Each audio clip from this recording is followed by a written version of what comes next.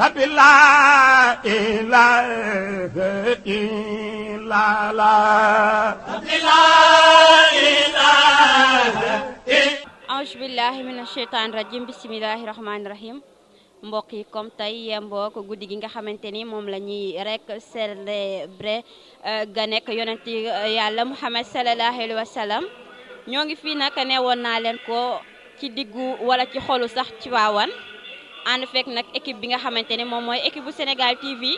ngir rek teewal leen ci li nga xamante ni moom mooy Mawlud édition 2014 tey nag ñu teew fi ak ki nga xamante ni rek moom mooy soxna Amina xanaa dama koy bàyyi rek mu nuyoo su paree jox suñu naataango soxna tamit Fatima Diop su ko defee tamit moom it mu nuyoo ba pare rek ñun dalal ki nga xamante ni nag moom mooy suñu invité ngir ñu waxtaanee li nga xamante ni moom mooy Mawlud bi. soxna Aïcha nuyu naa la ziar naa la waaye tamit du nuyu mbokku téléspectateurs yi nga xamante ne ñoo saxoo di seetaan Sénégal TV comme niñ leen ko diggee woon rek ca njëlbeen dañ leen di toppal lépp li nga xamante ne xibaar la bu jëm ci wàllu Mawlud 2014 bi tey nag comme ni ko soxna Aïcha waxee ñoo ngi fii ci xolu Tiwaawan fas yéene leen dégtal li nga xamante ne moo di gàmmu gi waaye du ma def lu dul lu bàyyi ki nga xamante ne moo di soxna Fatima mu daal di nuyoo.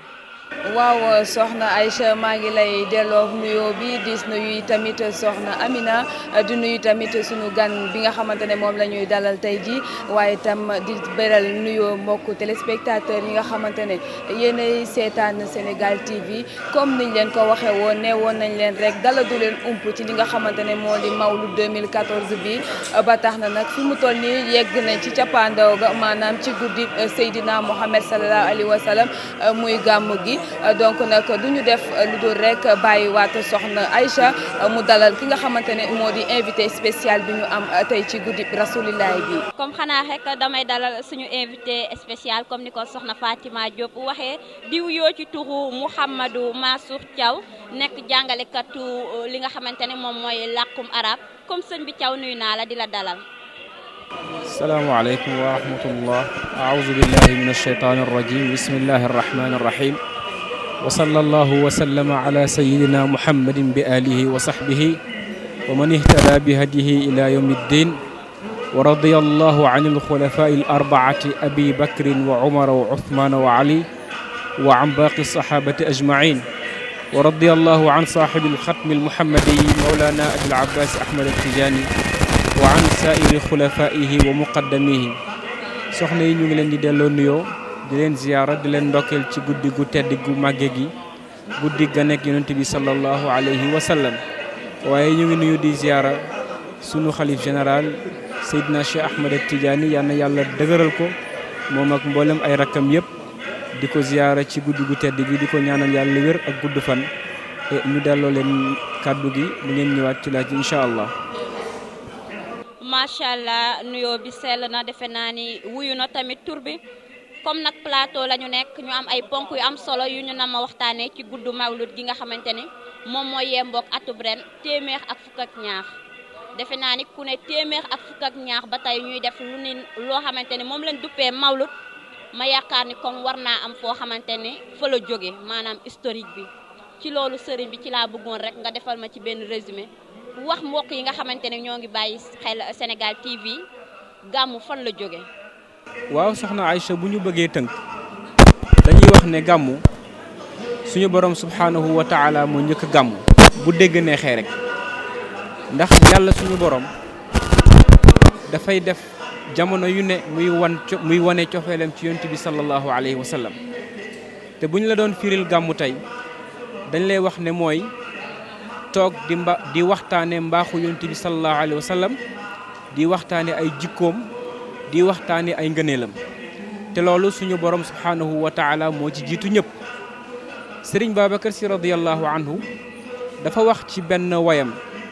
ne Seydi El Hadji Malick si radiyallahu anhu madaxta man azzama al mawla lahu xuluqan fi surati nuuni baada al ajri qad dakara parce que Seydi El Hadji Malick dafa bind téere bu siiw bu ñuy wax Xilaasu Zahab mu gën a siiwee ci miim ya di ci wax yonent bi sallallahu alayhi wa sallam ay jaar-jaaram waaye Serigne Babacar Sy dafay def taqriz maanaam dafay tagg téere boobu Seydi El Hadji Malick Sy bind ne ko wax nga ci biir téere bi yow Seydi El Hadji Malick tagg ci ki nga xam ne yàlla suñu borom moo ko njëkk taggal ay jikkoom boo jàngee suuratul nuun nuun wal qalami wa ma yasturuun ma anta bi nicmati rabbika bi majnuun wa inna laka la ajran gayra mamnuun wa innaka la ala xuluqin azim foofu yàlla sunu borom mu ngi fay tàgg yonent bi sallallahu alayhi wa sallam te ñun li ñu miin ci gàmmu fii mooy toog di waxtaane jikko yonent bi sallallahu alayhi wa sallam di ko tagg parce que yàllaa ko melal nu mu melalul kenn te loolu nag yàlla moo ci jiitu ñëpp kon mën nañu wax ne suñu borom subhanahu wa taala moo njëkk gàmmu parce que moo njëkk a tagg yonent bi sallallahu alayhi wa sallam ci ay ayat yu bëri ba sax digal jullit ñi ne nañuy julli ci moom te boo seetloo julli ci yonent bi sallallahu alayhi wa sallam mooy jëmmi tagg ko rek ndax allahumma salli ala sayidina muhammadin alfatixi li ma uxliqa bu dee salaat alfatixi yaa ngi wax ay jikkoom yaa ngi wax ay mbaax-mbaaxam kon loolu yàlla soññee na ci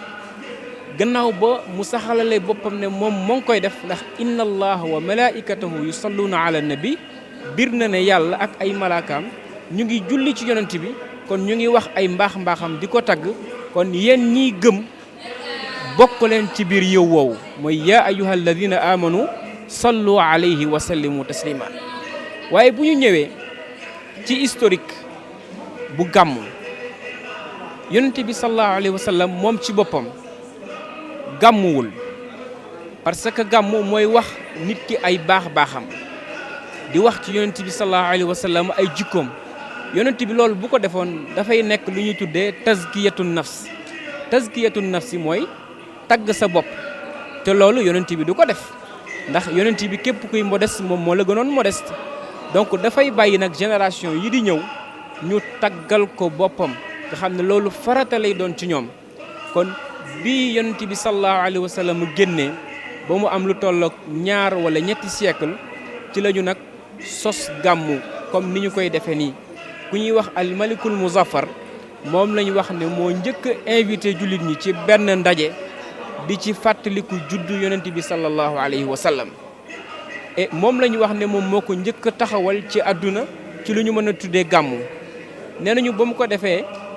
invité na ci ay boroomi xam-xam ñuy waxtaane mbaaxu yonent bi sallallahu alayhi wa sallam di ko taggal ay jikkoom et nee nañu def na ca daal xeeti teraanga yoo xam ne yu kenn mën la lim la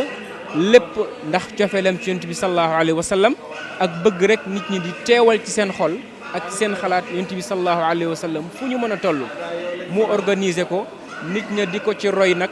ba ni mu agsee ci Afrique ni mu agsee ci Sénégal nga gis ne mag ñu bari wàll si nañ ci gàmmu bu ñu waxee gàmmu xëy na xel yëpp dinañu dem ci Tivaouane waaye kenn na tablewul ne fépp foo dem ci Sénégal ak pour Sénégal rek ñu ngi gàmmu waaye Seydi El Hadji Malick nag daf ci am rôle bu spécial bu mu ci joué jox gàmmu cër boo xam ne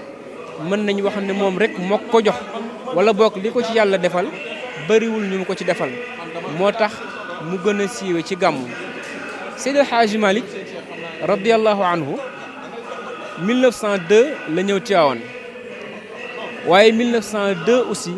la sos gàmmu fii ci Tivaouane bu ko defee am na ñuy wax sax ne Seydi El Hadji Malick 1902 la commencé gàmmu waaye déedéet Maodo tàmbali na gàmmu lu jiitu muy ñëw Tivaouane kon 1902 dafa gën a officiel rek gën a siiw waaye Seydi El Hadji Malick ba mu nekkee Ndar ba mu nekkee Njaarnde foofa gàmmu na fa ànd ak mbokkam maam alxaaji Rawaan Ngom comme ni mu siiwee Maodo jël xaaju kaw bi bu alquranul karim alxaaji Rawaan jël xaaju suuf bi ñoom ñaar ñu ànd gàmmu fàttaliku yonent bi sallallahu alayhi wa sallam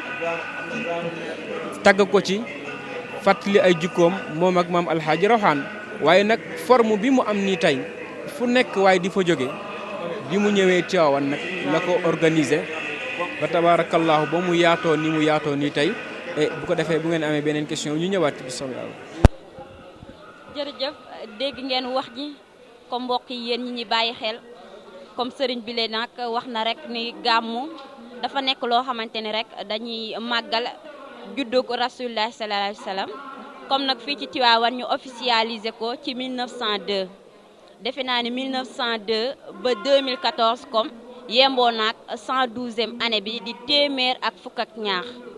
ma defe ni comme nag lekketi kase defe naa ni naxul bëy téeméeri at ak lu topp ngay woote nit ñi di la wuyu si defe naa ni comme mbir mi dëgg la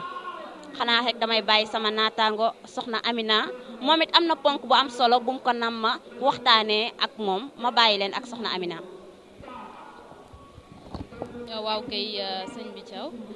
gannaaw bi ñu jógee nag ci li nga xamante ne moo di historique gu gàmmu dama bëgg ñu ñëw ci li nga xamante ne moo di ngëneelu gàmmu ndax nag buñ ne gàmmu dañoo gis ne nit yi dañuy jóge fu nekk ci àdduna bi ku nekk ak fa ngay gàmmu ñii nga Kaolack ñii nga Ndiassane ñii nga Tivaouane ñenn ñi ña nga feneen ak feneen ñu bëggoon nga dellu si waat lan mooy ngëneelu gàmmu. alhamdulilahi rabbil alamin xam nga boo waxee ngëneelu gàmmu yaa ngi wax lu am solo ndax sikk amul ci ne fu ne la waay di jógee di ñëw Tivaouane wala fu mu mën a gàmmoo xëy na loolu nit ñi buñ ci gisuloon ngëneel am na ñu am fulla ju toll ni toog fa di dëkk bañ a dem fenn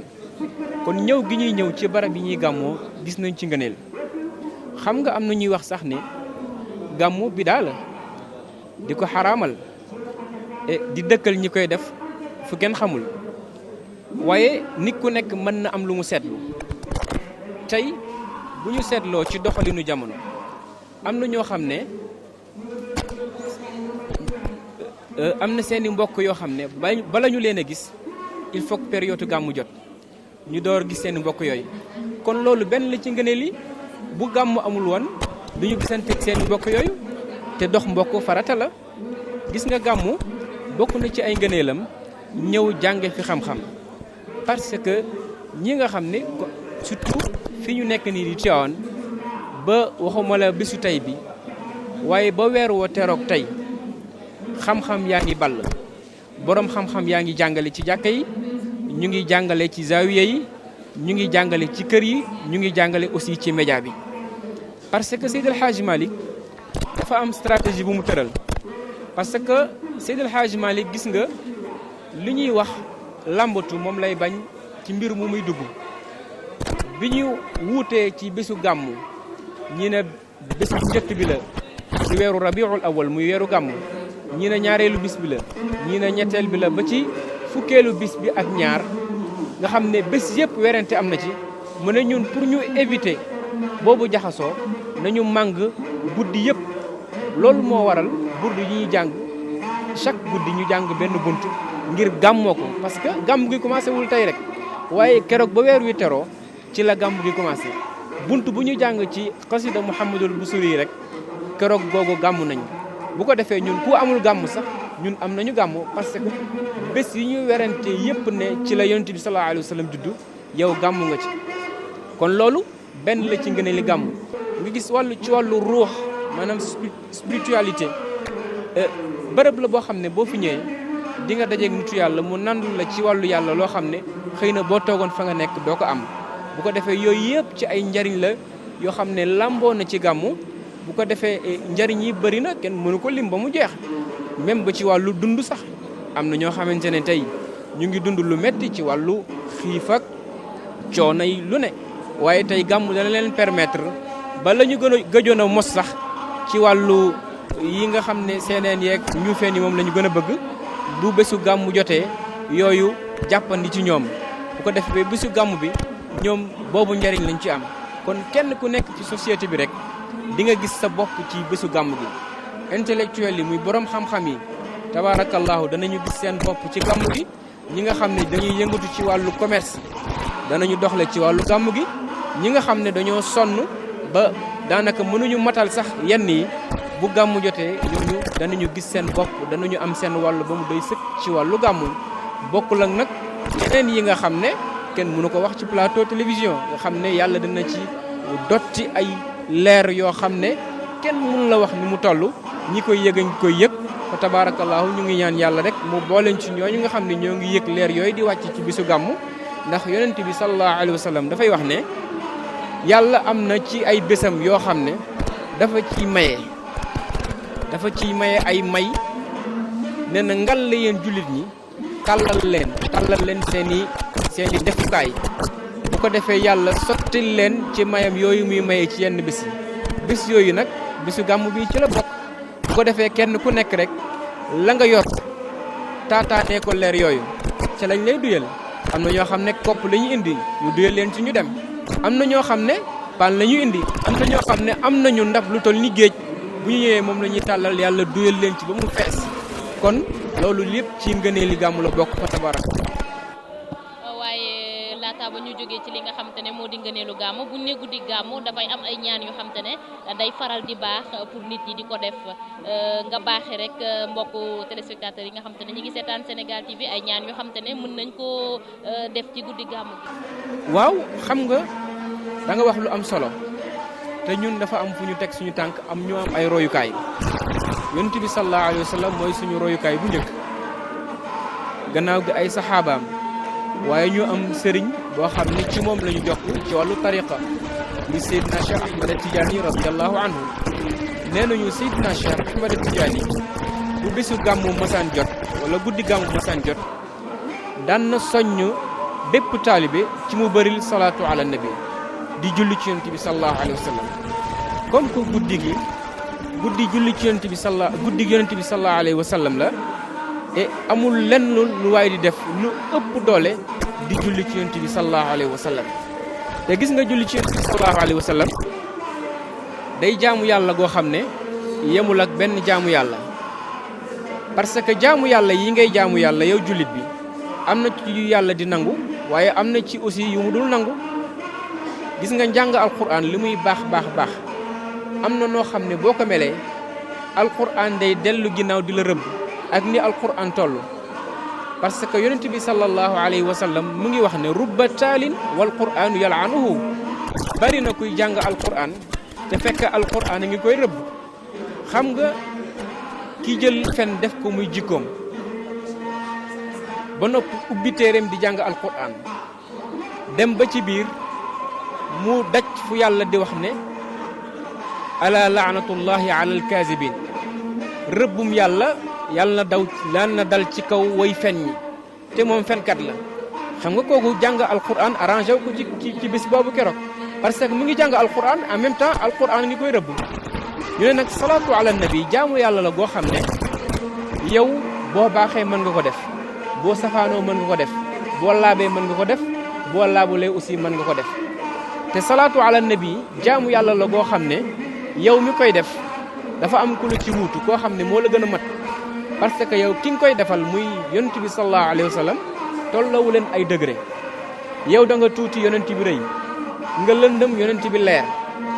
nga gàtt yonent bi njool, nga suufe mu kawe lool moom sallallahu alayhi wa sallam. kon buñ la defal ko lii est-ce que yow am nga maqaama defal yonent bi sallallahu alayhi wa sallam lu méngóog ak darajaam moom sallallahu alayhi wa sallam? amuloo maqaamaam. ñu ne nag jëlal mbir bi nga delloo ko ki nga xam ne moo ëpp yonent bi daraja ëpp ko maqaama muy yàlla. booy wax looy wax allahumma salli ala sayyidina muhammad. yow yàlla jullil ma, yow doo ko defee mais yow yàlla jullil ma ci yonent bi sallallahu alayhi wa sallam. kon julli gi ngay julli ci yonent bi sallallahu alayhi wa sallam yàlla moo la ci wutu, kon par la force dafay nangu, parce que yow defuloo ko buñ la bàyyi woon ak si jëmm rek xëy na yow amuloo lu matal daraja yonent bi sallallahu alayhi wa sallam. mais nag nga jël yàlla mi nga xam ne moo gën a mag ñëpp gën a mat ñëpp mu wuutu la ci julli la ci yonent bi sallallahu alayhi wa sallam. kon guddi gii daal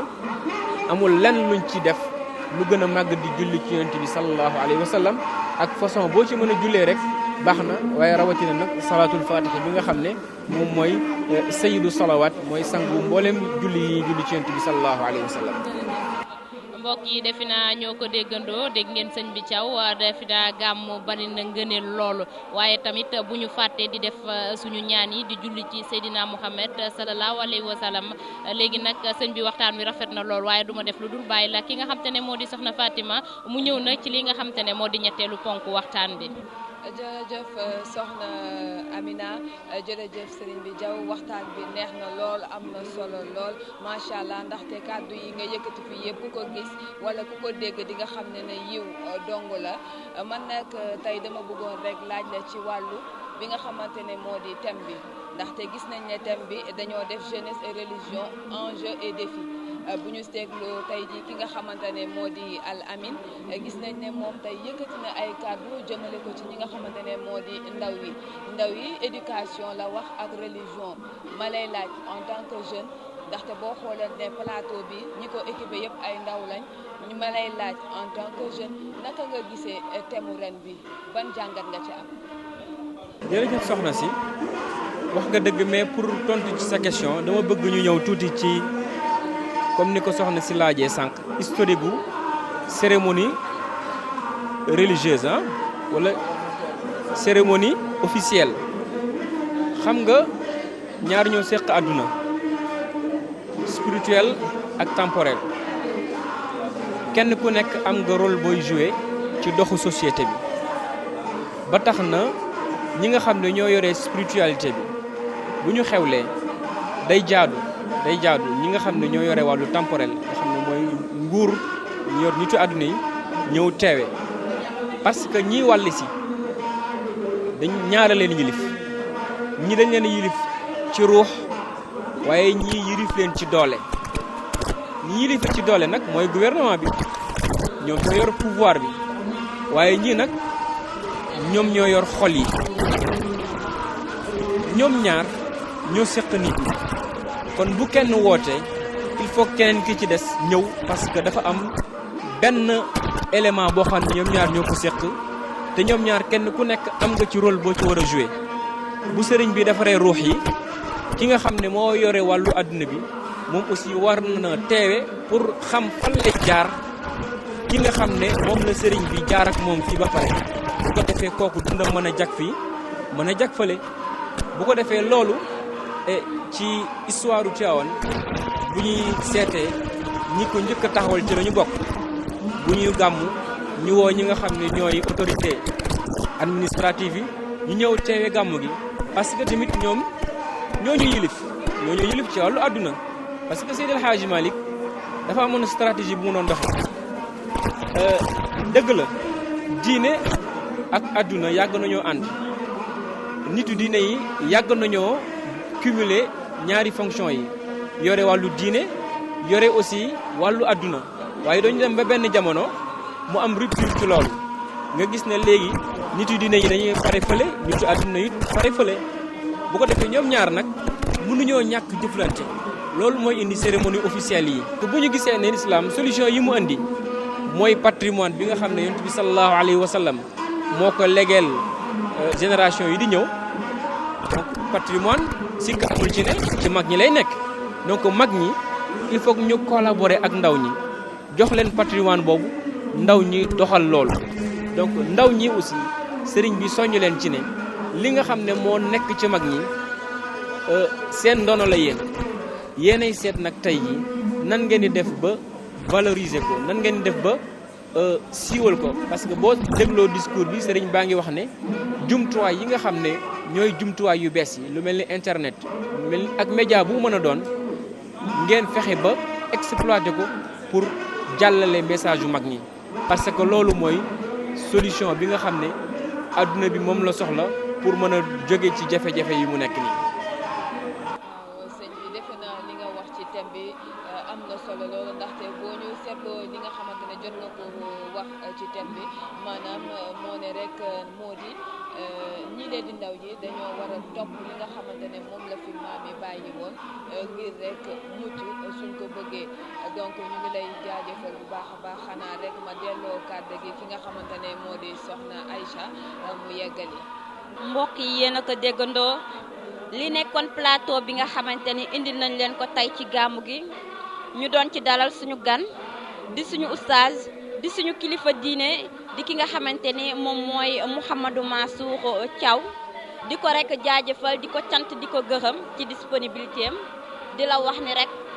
amaana xam-xam yi dégg nañ ko, waaye danañ jéem a ñaax suñu bopp ñaaxit suñu moroom yi ngir ñu jéem a jëfe, ndax defe naa ni wax neex na waaye dégg ba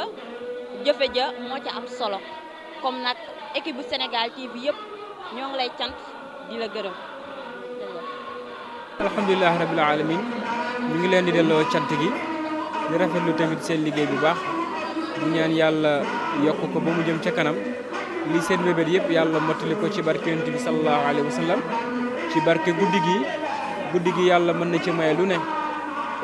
surtout nag mu def jàmm ci mboolem réew yi nga xam ne ay daf fay tàkk jamono yi fu ci mel ni Palestine xam ne jullit ñi war nañ leen di fàttaliku jamono ju nekk Mali Centre Afrique ak fépp foo xam ne ay nga fay tàkk rek ci barke yonent bi sallallahu alayhi wa sallam ci barke guddi gi yal na ci yàlla sotti ndox mu sedd ñu ngi dellu di ziyaara suñu sëriñ yëpp suñu kilifa yi ñu ngi leen di nuyu di leen ndokkeel rawatina suñu sëriñu bopp sëriñ Babacar Sy Mouhamadul Mansour di suñu wayjur ñu ngi koy ndokkeel di ko ziyaara di ko ñaan yàlla gudd fan ak wér ci barkent bi sallallahu alayhi wa sallam haza wa billahi tawfiq ñu santaat leen gërëm leen wasalaamu aleykum wa rahmatullahi wa barakatuhu mbokk Sénégal TV ci édition Mawlud 2014 nee naa leen yemook 112e anniversaire di téeméer ak fukk ak ñaar waa Sénégal TV teewal nañ leen fii depuis démb ba tey ci liggéeyu gàmmu gi nag atub ren indil nañ leen li nga xamante ni moom moo nekkoon exposition ñu fa doon wane bind yu baax yi nga xamante ni suñu maam yi ngànk xalifa Tijaaniya defe naa ni def nañ ko xale yu koskaas yi lañ ci àndaloon biñ noppee ci loolu defal nañ leen li nga xamante ni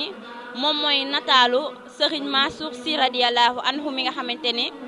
nekkoon na ci xalifa gi ci 97 jàpp 2012 xanaa xek di ko ñaanal suuf oyof ci kawam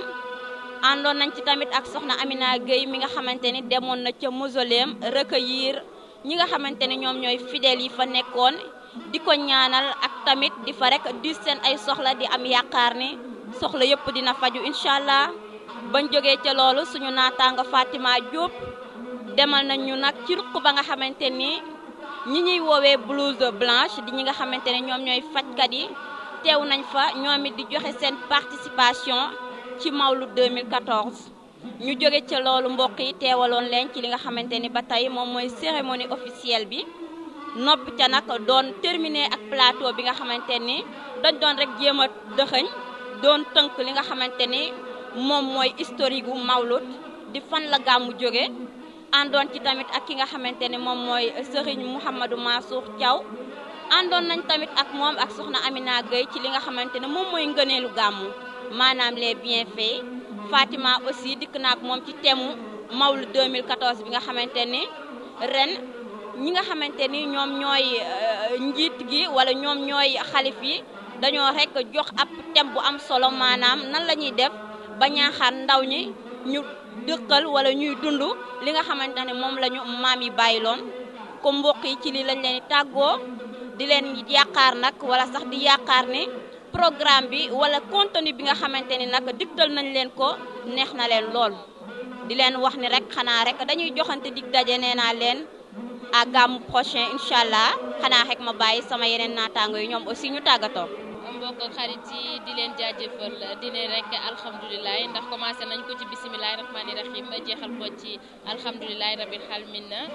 alhamdulilahi rabil alamin comme waa Sénégal TV nag gis ngeen ko dañoo rek déplacé wu ñëw teewal leen fii nga xam te ne mu di dëkk bu sell bi di Tivaouane nekk nag au cœur de l' événement defe naa gis ngeen ko dara rëccu leen ci li nga xamante ne moo di Mawlud 2014 bi du ñu def lu dul nag jaajëfal équipe bi nga xam te ne ñoom la ñu àndaloon mu di Baye Moussa Seck ak Youssoufa ak tamit kii di Omzito di jaajëfal ñoom Awadi di jaajëfal équipe bu Sénégal TV bi ñëpp di jaajëfal tam ñi nga xam te ne ñoom lañ fa fekk dañ ñoo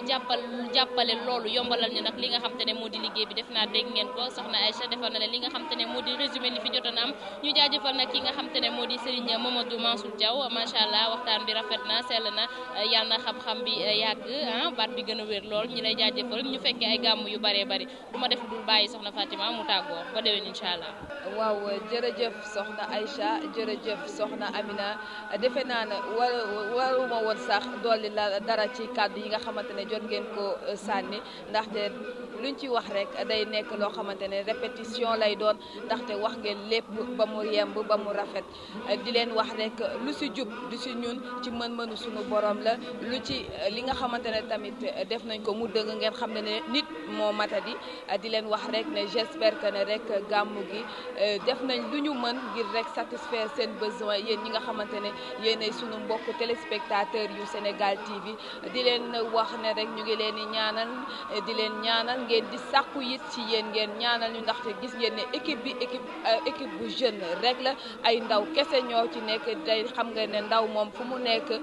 macha allah dañuy bëgg rek def ba mu baax waaye du def loo xamante ne ngir yàq la di leen wax tamit bu baax a baax ngeen bu leen ñu fàtte dara ci ñaan di sàkku ci ñaan ci yéen ñu leen di jaajëfal di leen jox dig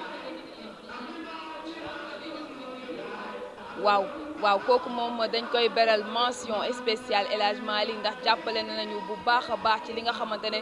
moo di gàmmu bi ndaxte moom lijjantil nañu bu baax a baax li nga xamante ne moo di ay invité de marque laay wax ndaxte ay kàngam la ñu indil ñu bokk ak ñoom ay plateau nga xamante ne boo xoolee ñi ñu sekkal plateau bi ñun mënuñoo sax wax parce que macha allah berdeel nañu toppatoon nañu bu baax a baax ñu ngi koy jaajëfal bu baax a baax di wax mbokku téléspectateurs yi ba gàmmu prochaine. Rabbi la ilaha illa la